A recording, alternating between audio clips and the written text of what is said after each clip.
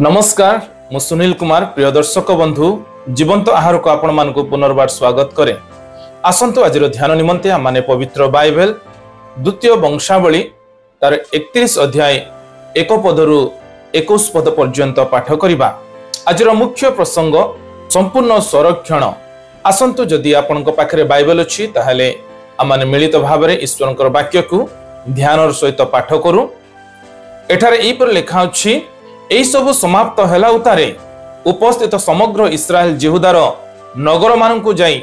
स्तंभ सबु भांगी पकाइले और आसेरा मूर्ति मान काटी पकाइले। पुणी निशेषरे विनाश न करिबा पर्यंत समस्त जिहुदा और बिन्यामीन मध्यरु आहुरी इफ्राइम और मनसीरे स्थित उच्च स्थली और यज्ञवेदी सबु भांगी पकाइले। तहु इस्राएल संतान गणर प्रत्येक लोक आपना आपना अधिकार और नगर को फेरी गले। आउ हिजकिया जाजक मानकर और लेवीय मानकर पाळी क्रमे पाळी निरूपण कले।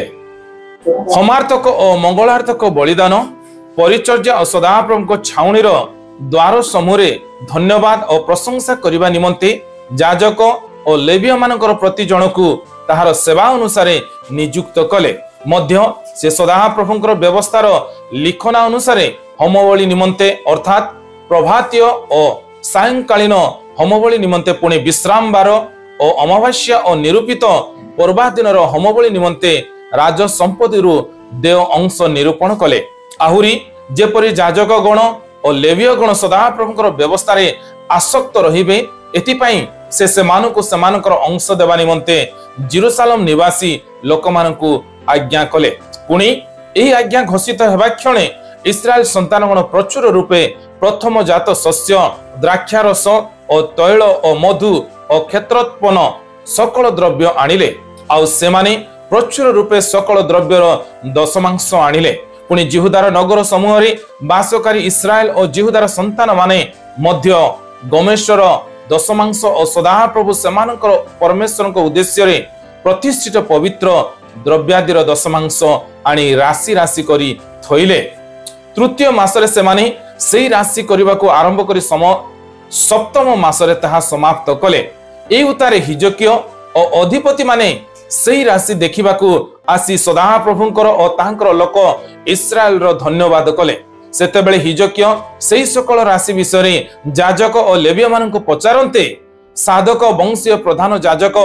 असर्य तांकु उत्तर करी कहिला, लोक माने सदाप्रभुंक गृह को उपहार आनिबा पई आरंभ करिबा समय ठारो आम्भे माने भोजन करियछु और तृप्त होइयछु और प्रचुर अवशिष्ट रखियछु, कारण सदाप्रभु आपना लोक मानकु आशीर्वाद करियछंती। तेणु जहा अवशिष्ट रहियछि ताहा एही बृहत द्रव्य राशि। तहेरे हिजकिया सदाप्रभुंक गृह रे केतक कोठरी प्रस्तुत करबा को आज्ञा कले। तो से माने ताहा प्रस्तुत कले। ए उतारे लोक माने विश्वस्त रूपे उपहार और दशमांश और पवित्रकृत द्रव्य आनिले। आउ तही उपरे लेवीय कनानीय अध्यक्ष थिला और ताहार भाई सिमिय द्वितीय थिला। पुणी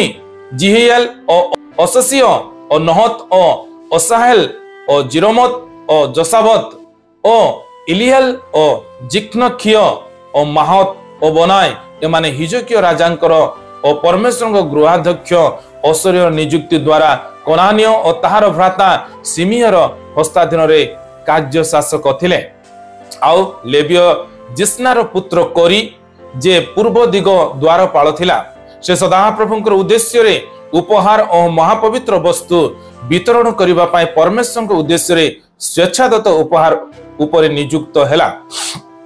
पुणी ताहार अधीन रे एदन और बिन्यामीन और जेसुआ और समय और अमरिय और सेखनिय ए माने जाजक मानक नाना नगर रे आपना मानकर सान बड़ भाई मानकु पाळी अनुसार देबा पे आपना आपना निरूपित पदरे रहिले। से मानक छड़ा जो माने प्रतिदिन कर्तव्यतार प्रयोजन अनुसार पाळी क्रमे आपना आपना रक्षणीय सेवा निमंते सदाप्रभुंक गृह रे प्रवेश कले। एपरि 3 वर्ष और ततोधिक वयस्क पुरुष वंशावली क्रमे गणित होइथिले। आउ आपना आपना पितृवंश अनुसार जाजक माने पुणी 20 वर्ष और ततोधिक वयस्क लेवीय माने वंशावली क्रमे समानक रक्षणीय और पाळी अनुसार गणित होइथिले। पुणी समग्र समाज मध्य लोक मानकर शिशु भार्जिया और पुत्र कन्या माने वंशावली क्रमे गणित होइतिले कारण से माने आपणा आपणा निरूपित कार्य पवित्रतारे आपण मानकु पवित्र कले मध्य हारणकर जो संतान जाजक माने आपणा आपणा निरूपित कार्य पवित्रतारे आपण मानकु पवित्र कले मध्य हारणकर जो संतान जाजक माने आपणा आपणा नगरस्थ तळीभूमिर क्षेत्र रे वास कले से मानकर प्रत्येक नगर रे जाजक मानक मध्य समस्त पुरुष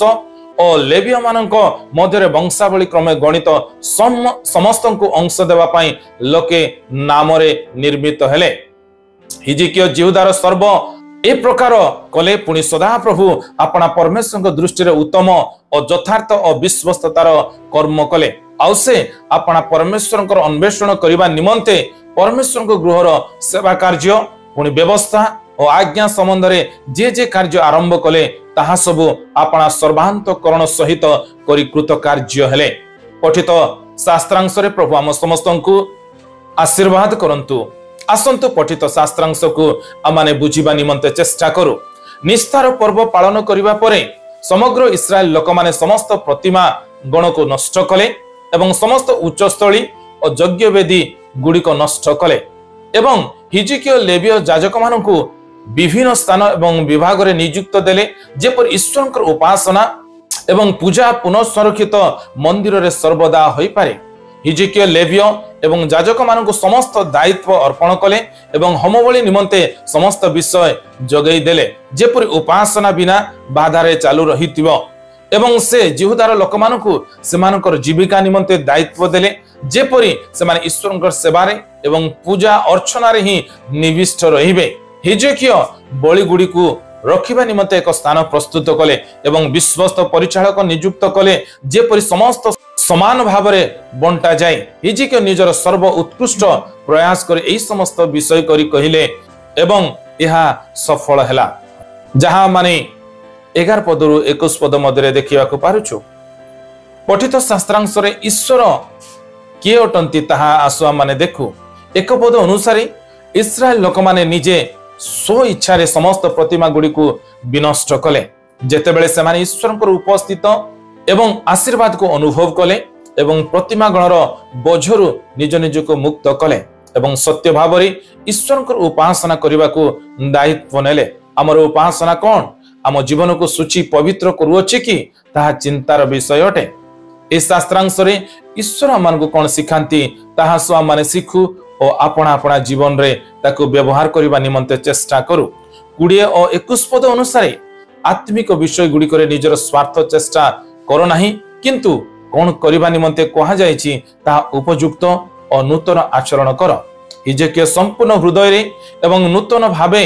पालन करबा को स्थिर कले उत्तमतारे विश्वस्त भावे एवं निष्कपट मनरे ईश्वरकर प्रशंसा करबा को मनस्थ कले नूतन भावे जीवन काटिबा एवं परिवर्तन जीवन काटिबा सहज नुहे किंतु आसंतु आमे हिजकिया सदृश निज निज जीवन एवं मंडली को सजाड़िबा को चेष्टा करिबा जहा कि ईश्वर को दृष्टि रे उत्तम एवं सुंदर देखा जइबो आजिर चिंता रे प्रभु हम समस्त को आशीर्वाद करंतु आसंतु आमाने प्रार्थना करिबा प्रेमिक स्वर्गीय पिता आजिर सुंदर वाक्य निमंते आमे आपन को धन्यवाद दउछु आजिर वाक्य प्रमाणे प्रभु आमान को अनुग्रह कर जेपर कि आमाने सत्य भावरे प्रभु आमे उत्सर्गीकृत भावरे तुमरी आराधना तुमर उपासना निमंते आपना आपना जीवन को आमाने उत्सर्ग करि पारिबु एथि निमंते आमान को सहाय्य करंतु यीशुଙ୍କ नाम रे ए प्रार्थना मागुछु आमेन।